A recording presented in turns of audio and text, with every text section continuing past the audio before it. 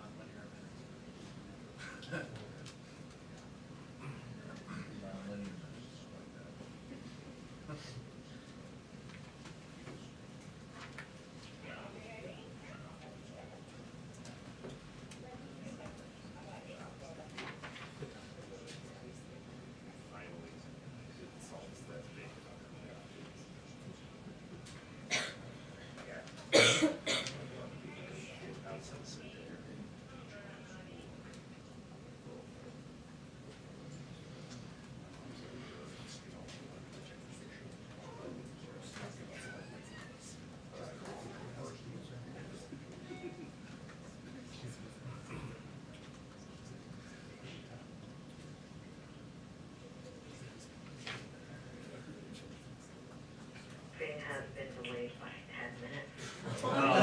Wait, 10 minutes from the... 10 minutes from the 2 minute or 10 minutes from now? Alright, who's got the over under? Well, this will make it easier for us to leave. Were they gonna say, you know, out of town? It's 12:41, who's drinking?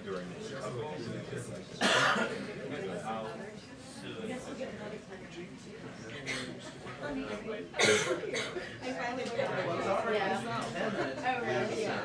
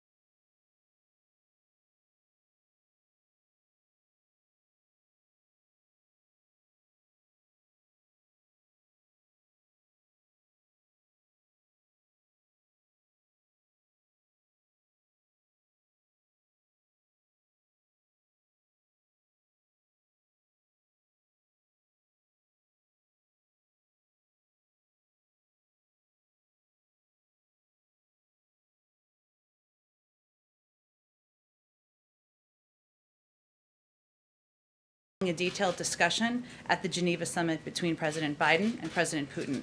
Today's resolution, which renews the cross-border agreement that would have expired on July 10th, will provide further life-saving humanitarian assistance to the people of northwest Syria and is part of a broader humanitarian initiative led by the United Nations. The two leaders today on their call, there was a readout that just went out that should be in your inboxes, you may have seen, commended the work of their respective teams following the summit and welcomed the unanimous vote in the Council.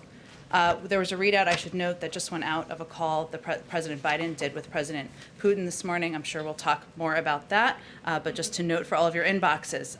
Also today, the President will sign an executive order that will direct a historic whole-of-government effort to promote competition in the American economy.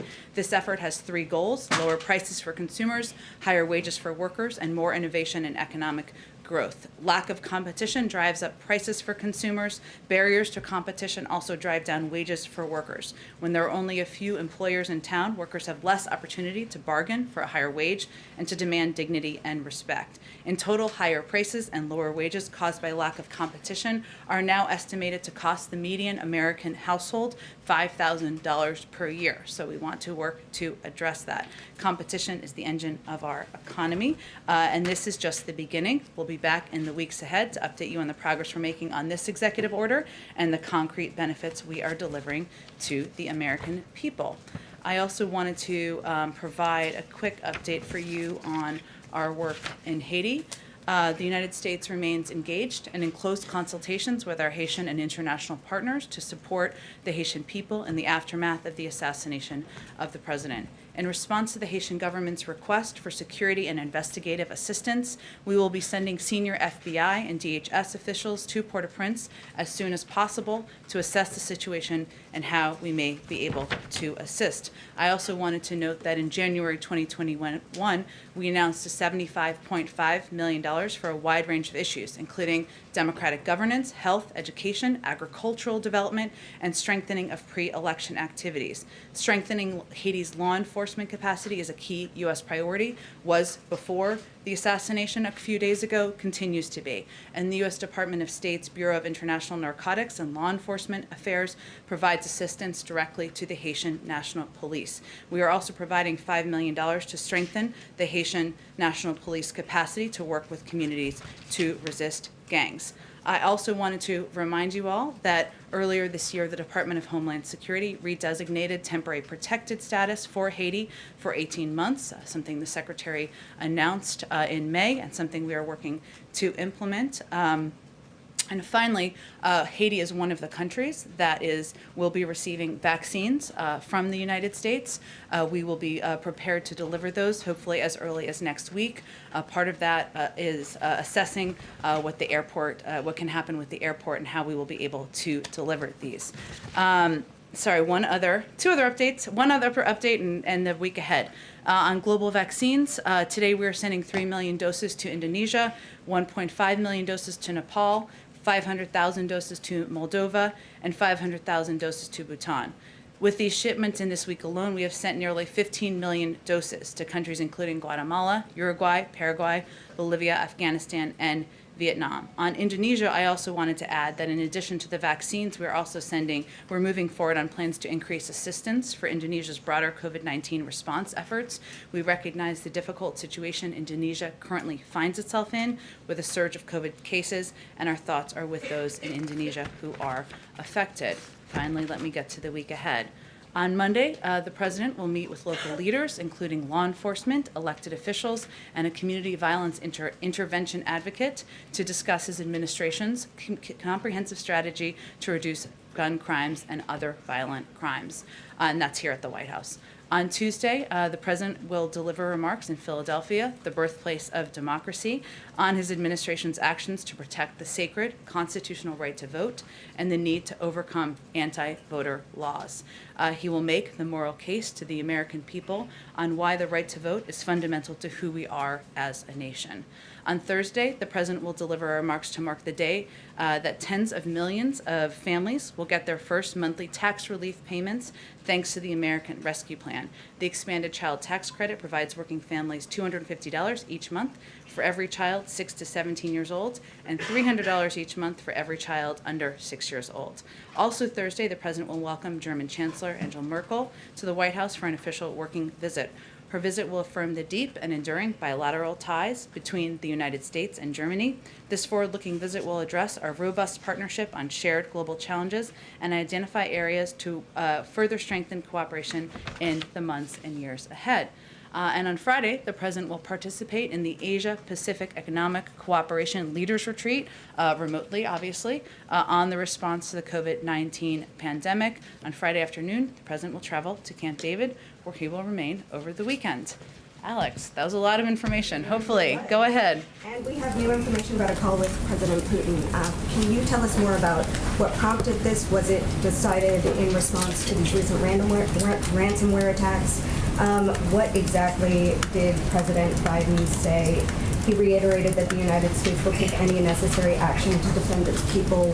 What threats, if any, did he make? And then I wanted to know, the top of the readout suggests that it was partly sort of a pleasant call. The leaders commended their joint work. So can you explain why President Biden was at all pleasant in this call when it seemed that there are all of these ransomware attacks coming from Russia that may have been government approved? First, let me say that the president is a believer in face-to-face diplomacy when possible and leader-to-leader diplomacy when that's not possible. And this is an example of that. And this is the first time, even though ransomware attacks have been increasing over the past 18 months, if not longer, that there has been this level of engagement at this level. And certainly the president knew, even when they met in Geneva, that there would be a need for ongoing discussions and engagements. I would say the reason that they commended the work of their teams is this is consistent with the president's view that diplomacy includes working together where there is opportunity and agreement and being clear and candid and forthright when there is disagreement. And this call is an example of that. So because of their agreement and the discussion they had in Geneva, the UN Security Council is going to extend access for humanitarian corridors, providing assistance, humanitarian assistance to people in Syria. That's something that is pivotal and that is going to save lives. That is something to be commended.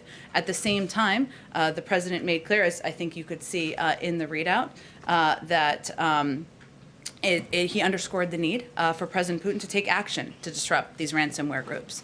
Our evil, we know, operates in Russia and other countries around the world, and we don't have additional or new information suggesting the Russian government directed these attacks. We also know, and we also believe, that they have a responsibility. They have a responsibility to take action. And as you can see in the readout, the president also made clear that the United States will take any necessary action to defend its people and its critical infrastructure. So this was an example of leader-to-leader diplomacy, something the president feels is vital as he operates in the world. And a quick note of clarification on the new CDC guidelines on schools, Sure. because there seems to be a lot of confusion when these come out. Schools are now supposed to allow teachers and students that are vaccinated not to wear masks, but they're not recommended to keep track of that. Is that a recommendation enforceable? And if not, why even make the recommendation to begin with? And then going forward, as we're seeing an increase in vaccinations or increase in the Delta variant in some of these under-vaccinated clusters, is there a situation in which the administration would suggest returning to virtual learning at all? First, the CDC laid out ways several months ago that all schools can safely return to in-person learning. That applies to schools in areas where there are high levels of vaccination and areas where there are lower levels of vaccination. And thanks to the American Rescue Plan, $122 billion in funding, schools can implement these mitigation measures that they may not have been able to prior. So this guidance today reiterated that masks should be worn indoors by all unvaccinated individuals individuals, schools should continue to maintain at least 3 feet of physical distance. Screening, testing, ventilation, hand washing and respiratory etiquette, staying home when sick and getting tested, contact tracing with quarantine, and isolation and cleaning and disinfection continue to be important layers of prevention to keep schools safe. Now, the guidelines that they provided, the guidance is in line with their public health guidance that they have provided broadly. So if somebody is vaccinated, they are safe. If they are not vaccinated, which obviously applies to children who are under a certain age who are not yet eligible, then there are guidelines that remain in place. How these guidelines will be implemented has always been the purview of local school districts. That has always been the case with vaccines in general, even prior to the coronavirus. So this is public health guidelines that they are providing. It is up to the school districts to apply and implement. Go ahead, Jeff. Some 3 weeks or so ago, President Biden in Geneva said that Vladimir Putin knows there are consequences. He knows I will take action. Did he raise the volume of a similar message in their call today, or did he amplify it in any way, or did he just repeat it? Well, I think as the readout makes clear, he reiterated that the United States will take any necessary action to defend its people and its critical infrastructure. And he also reiterated his expectation that President Putin take action, even if it is not directed by the Russian government and if it is because of criminal actors in his own country. So I'm not going to give you a tone and tenor readout here, but the president believes that and he's always believed this was going to need to be an ongoing diplomatic engagement with the Russians. We've had expert level talks. We've had those talks focused on cyber, focused on ransomware, but he also understands that there's going to need to be talks at times at the leader level. This is exactly you don't have any new information that Russia was involved specifically in these attacks, is that right? Correct. Are the cyber groups still meeting next week, the U.S. group and the Russia side meeting next week on Yes. cyber? Yes, go ahead. So in this call with President Putin, did Putin provide any assurances to President Biden that he will in fact crack down on cyber criminals that are in his country? Well, I'm not going to read out on behalf of the Kremlin. I will let them read out their own, what the president conveyed to President Biden. Sorry, I didn't mean to cut you off, but did President Putin provide any assurances to President Biden on that call? Again, that's not an appropriate role for the United States to convey. I can convey and read out to you what role President Biden played and what message he delivered to the Russians. Go ahead. So you talked about the visit of Chancellor Merkel coming on Thursday. To what extent will President Biden ask Germany and other countries that are involved to stand with him in a response to Russia on these ransomware attacks? Is that a big part of your agenda? Well, I would say that it has long been, and it was back to the G7 and the meetings on the president's first foreign trip. Part of his message to other European leaders and partners was we need to stand together and work together to address the threat of ransomware, cyber attacks. It is not just an issue for the United States. It is an issue for a range of countries around the globe. In terms of what percentage of the meeting, I think we'll have more as we get closer to the meeting with Chancellor Merkel, but certainly I would expect that the rising threat of cyber and ransomware would be part of the agenda. I have one more on Germany and then another quick one. So on Germany, this one residual issue that is still to be addressed has to do with Nord Stream. To what extent are you hopeful that you might be able to reach some kind of an agreement or extract some kind of promises from Germany that would stave off the need to have those sanctions take place? Well, take effect? It certainly will be a part of the discussion, and the president's, our view continues to be that it's a bad deal and one that has global issues involved in it, but I'm not going to predict for you what the outcome of the meeting will look like. Yeah. Real quick on Haiti. Yeah. So we have some reporting that there's investigation going on about the role that Haitian Americans may have played in that attack. Can you say a few words about your understanding of that? I understand you're sending to the FBI and DHS, and it may be a bit premature, but any readout now would be helpful. I don't have anything to update in that regard. Obviously, the investigation is being led by Haitian police forces on the ground. There have been some reports I think you're referencing, but I don't have any update beyond that. Would that be a serious concern for the White House if you found that there were, in fact, American citizens involved in this assassination? Well, certainly, but I'm not going to get ahead of where the investigation is going. It's ongoing. It's led by the Haitians on the ground. Go ahead, Kelly. Did the president, in his conversation with President Putin, expand on the list that he presented to him in Geneva about the types of critical infrastructure and parts of the U.S. economy that were off limits. Has the increase in ransomware informed his view on that to expand that? And should we interpret this call and the implicit warning in there again as a sign that the U.S. will act and act soon? Well, first I would say that, as you noted, the president did provide a list of critical infrastructure when he met with President Putin just a few weeks ago. He did that because, of course, an attack on critical infrastructure that would take out a swath of the American economy would have a significant national security impact. He did not provide that list to say if the attack is not on critical infrastructure, we're not going to take action. That was not the restriction he gave himself. And I think in this call today, he was making clear that, again, and reiterating again, that attacks by criminal groups, by actors that may not be directed by the Russian government, you still have a responsibility. And in terms of actions, he made clear that he's going to take steps to defend the American people and our own infrastructure and our interests here in the United States. So while we're not going to preview operationally what that looks like or what he may decide to do, he did make clear that he reserves that option to take action. And do you think the president's intent in having this call and on this topic within the call was to send that signal that action could be imminent? I think his intent was to make clear and reiterate again that attacks by criminal groups, ransomware attacks by criminal groups on entities in the United States is not acceptable and that we reserve the right to take action. Go ahead, Misha. Thank you. Did President Biden specifically ask about CASIA and the RNC hack in this phone call? And did Putin say he was investigating? Did he deny it? What was that conversation? Well, I'm still not going to read out what President Putin said, and I'm sure that the Kremlin will do their own readout of what he conveyed.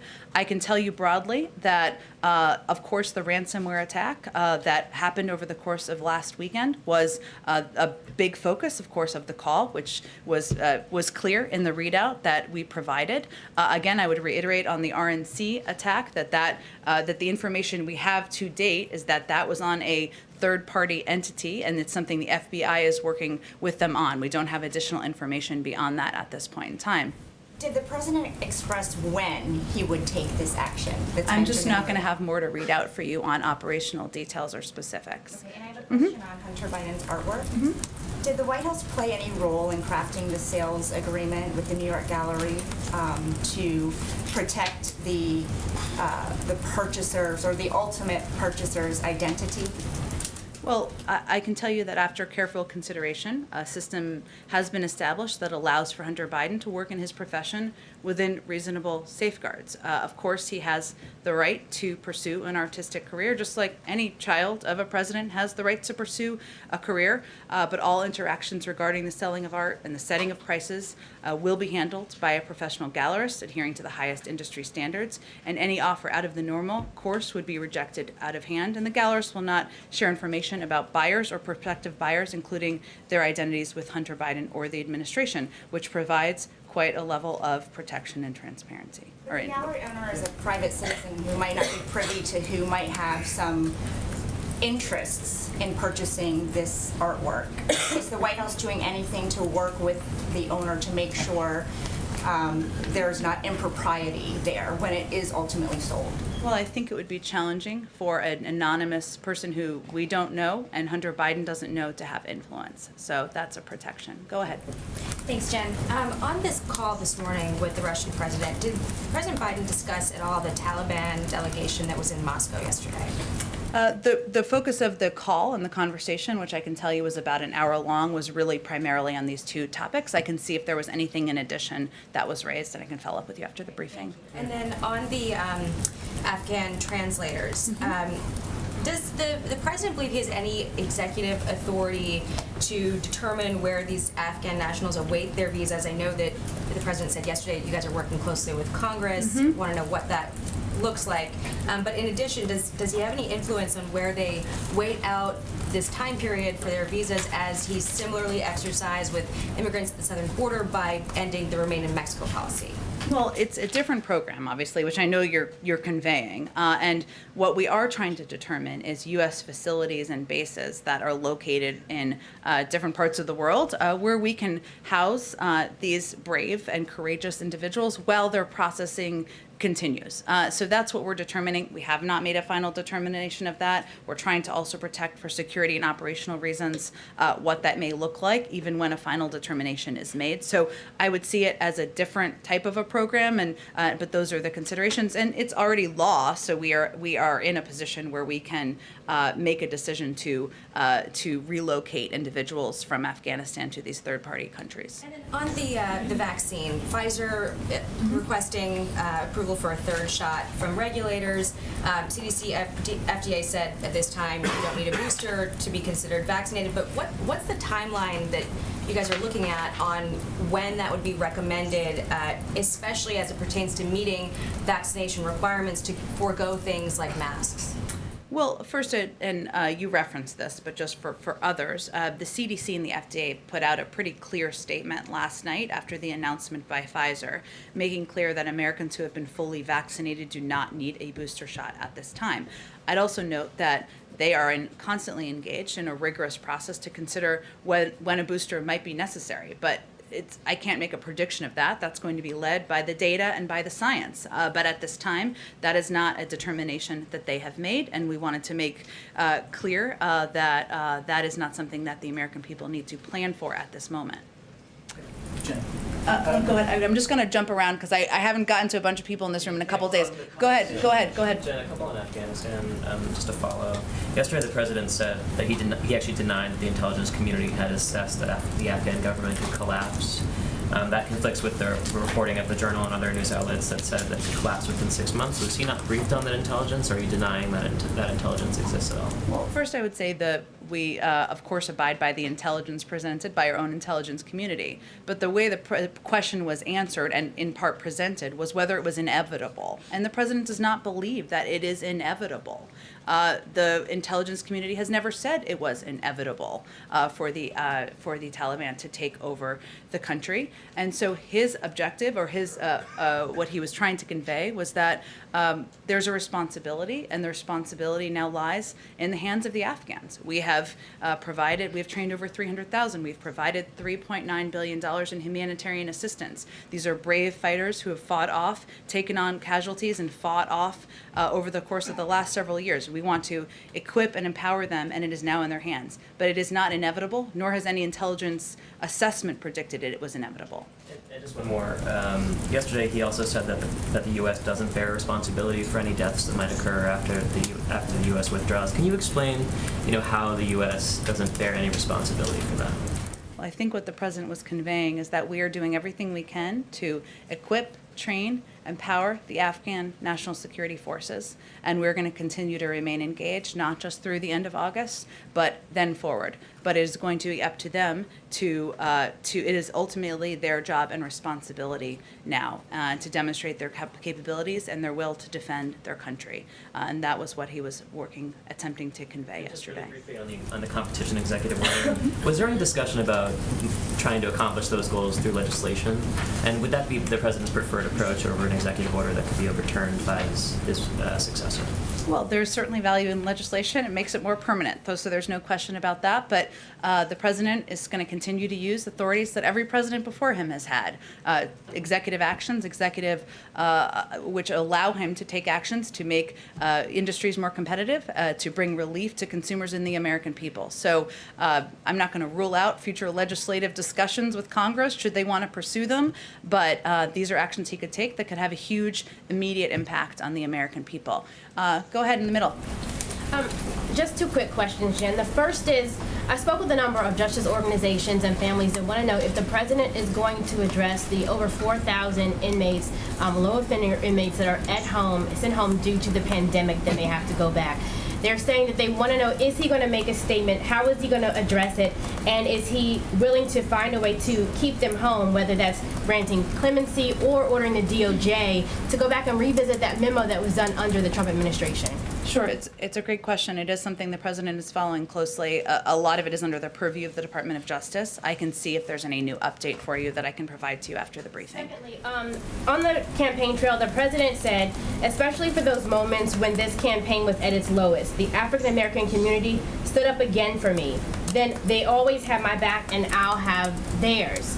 With that said, I know you said on Tuesday he's going to Philly, but there are many activists on the ground who feel like the president has not done all that he can. Are we going to see him going state to state like he did with infrastructure and having a very in-your-face approach with many Republicans, like in Arizona, confronting some of these rules, or even pressing Democrats when it comes to nuking the filibuster?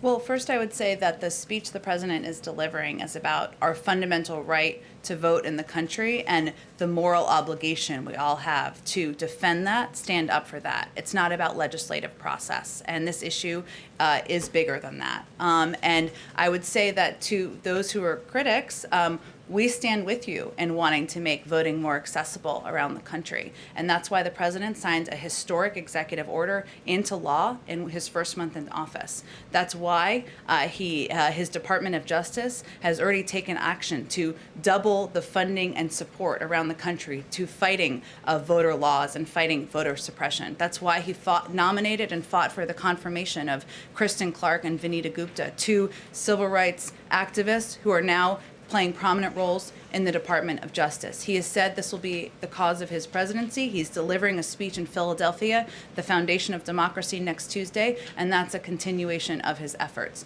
Go ahead. Jen, thank you. Nobody really would expect you to preview what the United States might do as a retaliatory cyber attack on Russia.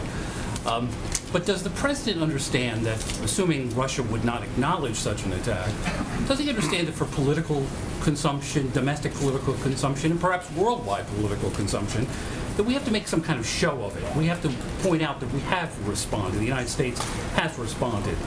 And the president has fulfilled what he said he would do. I would say the president doesn't make his global decisions or his decisions as commander-in-chief or a leader in the global community based on politics. He makes them on what is in the interest of our national security, in the interest of the American people. And certainly, I know you alluded to this, but I don't think anyone expects him or us to preview our punches. He reserves that option, has been clear about that, and we're probably not going to preview that in advance. Go ahead, Karen. I think I've answered your question. Go ahead, Karen. Thanks. Two questions on vaccines and back to the Pfizer saying that the third shot's better. You mentioned that the FDA and the CDC came out very quickly with a statement saying it's not needed at this time, but is anybody in the administration asking Pfizer to coordinate on announcements like this so Americans are not confused to see such a whiplash of headlines? Well, they are a private sector company. I can't speak to their the origin or the motivation of their announcement. You'd have to ask them that, but the role we can play from the U.S. government is to provide accurate information and public health information, which is what we ventured to do last night pretty rapidly in response to the announcement. And you were asked about this on Wednesday on Air Force One, but I just want to go back to it because there's still pushback about the president's comments about going door to door to encourage vaccinations. The South Carolina governor said today that enticing, coercing, intimidating, mandating, or pressuring anyone to take a vaccine is a bad policy that will deteriorate the public trust and confidence in the state's efforts. And Governor McMaster said he's going to prohibit the state health agency from using the administration's targeted tactics. Can you respond to the governor and explain what it is that is being done and what is not being done in this outreach? Sure. Well, let me first say that the failure to provide accurate public health information, including the efficacy of vaccines and the accessibility of them to people across the country, including South Carolina, is literally killing people. So maybe they should consider that. But I would say that what this is and what it is not, this is not federal employees going door to door. This is grassroots volunteers. This is members of the clergy. These are volunteers who believe that people across the country, especially in low vaccinated areas, should have accurate information, should have information about where they can get vaccinated, where they can save their own lives and their neighbors' lives and their family members' lives. That's exactly what this is. It's something that's been going on since April, and it's something where we've seen an impact in states where there are lower vaccination rates. So it is something we will continue to work with local groups to do, and it's a disservice to the country and to the people who may lose their lives, who may lose family members, to provide inaccurate disinformation at a moment where we're still fighting a pandemic. Go ahead, George. Thanks. Two questions on the president's trade agenda. He's spoken a lot about Buy America, and he settled the Airbus thing. But when can we expect activity on the major things like lifting the Trump tariffs or the UK talks? Sure. This is, of course, under the purview of Ambassador Tai and somebody who is working every day to work with countries around the world to communicate what our agenda is. I don't have anything to predict for you in terms of additional components of his trade agenda. I will note that as he looks at our global approach, our economic approach, he believes that we need to build the middle class, make sure we are making decisions through the prism of what's going to help the middle class here in the United States. Yeah. Any reaction to the IMF calling on him to lift the tariffs? We're continuing to review. I don't have any update for you on a timeline. Go ahead. Thank you. So I have a question on vaccine sharing and then on Afghanistan. On vaccine sharing, many humanitarian organizations say that despite the 1 billion doses pledged by G7, the lion's share of which is coming from the U.S., it's still not nearly enough to get the world vaccinated to stop the spread of variants. My question is, does the administration have any plans to expand from the 580 million doses already pledged? And jumping up on your Indonesia announcement, the Jakarta government has just announced that they're going to use the 3 million Moderna doses to vaccinate 1.5 million healthcare workers who have already been vaccinated, fully vaccinated with Sinovac. So would you care to comment about that in regards to U.S. vaccine diplomacy versus Chinese vaccine diplomacy? Sure. Well, first I would say that there are no strings attached to our vaccines that we're providing. We're providing them around the world to save lives and to be a contributor to the global effort to fight the pandemic. You're absolutely right that there are more doses needed beyond the billion. I would note that the United States is far and away the largest contributor in the world to the fight against the pandemic, including specific doses of vaccines. And we have, the president has made clear that we will continue to build from here. And we're working on manufacturing capacity around the world and in the United States, and we will continue to contribute even beyond the billion doses. Afghanistan, the Taliban has captured a key border crossing with Iran today, a move that's designed to choke the Kabul government economically. So if the Taliban continues to make military gains to push the Kabul government towards collapse, at what point would the president reconsider his strike policy to include airstrikes on the Taliban rather than just ISIS and Al-Qaeda? Well, I'm not going to predict an outcome that we are certainly working to, with the Afghan National Security Forces, to push against. I can reiterate, of course, why the president made the decision he made based on a clear-eyed assessment of what the impact could be. But at this point in time, what our focus is on is ensuring we are bringing our servicemen and women home from Afghanistan on the timeline he outlined yesterday, that we are spreading our counterterrorism capacity out to parts of the world where we see the biggest threats beyond Afghanistan, that we are continuing to work to empower, equip, train, support financially the Afghan National Security Forces. Go ahead. Thank you, Jen. We're almost halfway through the 90-day period that the White House has set for the U.S. intelligence community to redouble its efforts and analyze information about the origin of COVID-19. Is the president receiving, or has the president received any update on that probe?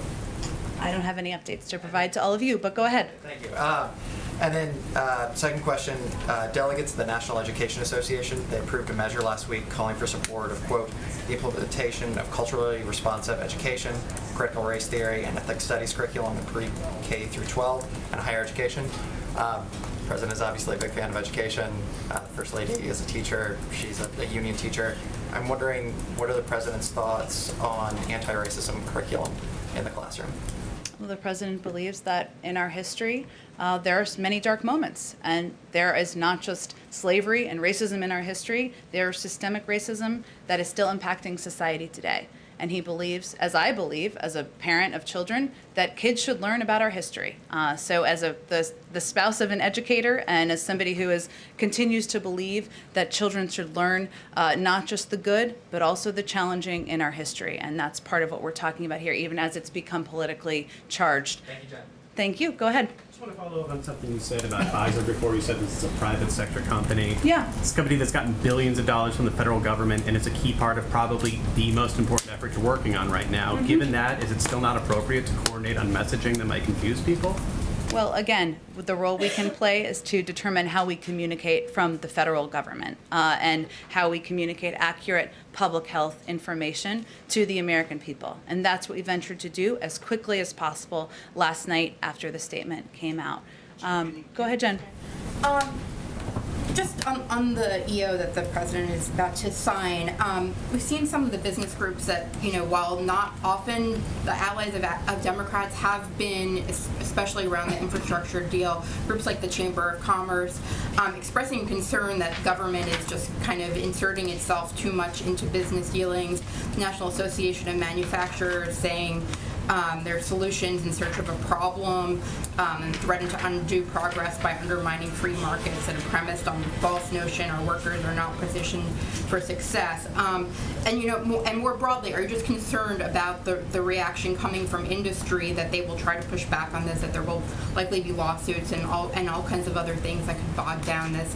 And how are you planning to respond to all of that? Look, there may be, but I think the role and the president's role is to focus on what's in the interest of American consumers. And his view is that when you have a lack of competition that's driving up prices for consumers, driving down wages for workers, a lack of competition that is costing the median American household $5,000 per year, that as the President of the United States, somebody who represents middle-class Americans across the country, he has a responsibility to act. We understand some may be opposed to that, and that's okay. It's a free country. Go ahead. Go ahead, very quickly, Brian. Thank you. The follow-up to that is, you said in the statement today that he's going to take decisive action against consolidation in a lot of industries. Does that include the media industry? I mean, we suffer consolidation more than any other. So is your administration going to break up the large media conglomerates? I don't have anything to predict or preview for you on that front. Go ahead. I'm from a large media conglomerate. Okay. Jen, a question. Yeah. A question on Haiti. Nothing crazy is happening. The pool has to gather. Go ahead.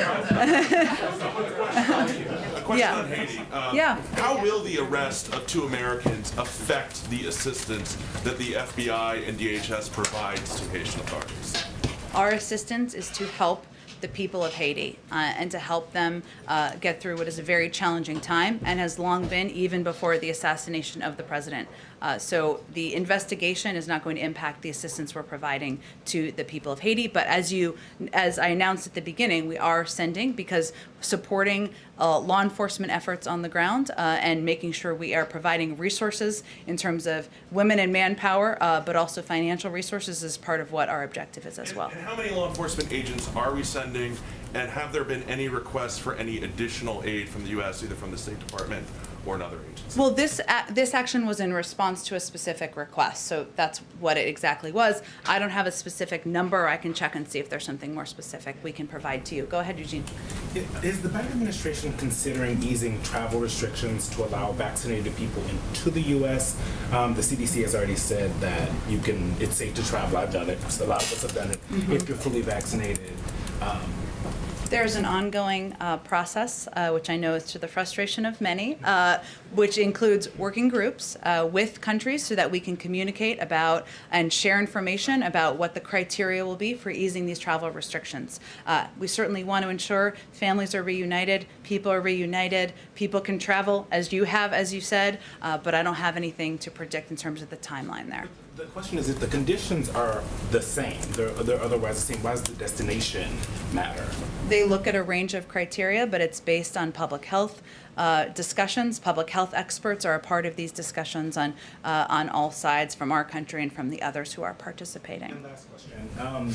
In May, the administration came out in support of the TRIPS waiver, which would make vaccines more available around the world by waiving the IP protections.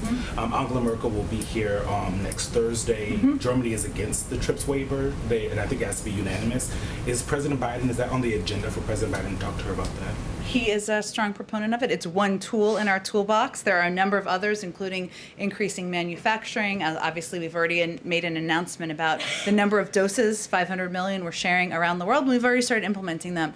I know it sounds like there's a lot of interest in what will be on the agenda. Let me see if there's more about the agenda for the meeting with the German Chancellor to predict. Let me go all the way to go ahead in the middle. Go in the middle. Thanks, Jen. Just 2 quick questions. First, on voting rights, is the speech next week in Pennsylvania, is it like a one-off speech, or is the president going to sort of consistently start to deliver speeches and have events publicly on this issue? Well, he just had a meeting with civil rights leaders yesterday, and we provided a readout of that. So I can't predict for you what the schedule will look like beyond next Tuesday, but this is an opportunity to go to the birthplace of democracy to make the case for the moral imperative of making voting more accessible to people across the country. Just quickly, it's been several months since Neera Tanden was withdrawn as the nominee to lead OMB. Is there an update on a timeline for when the president might nominate a full-time nominee to lead that department? I do not have a timeline update for you. Go ahead.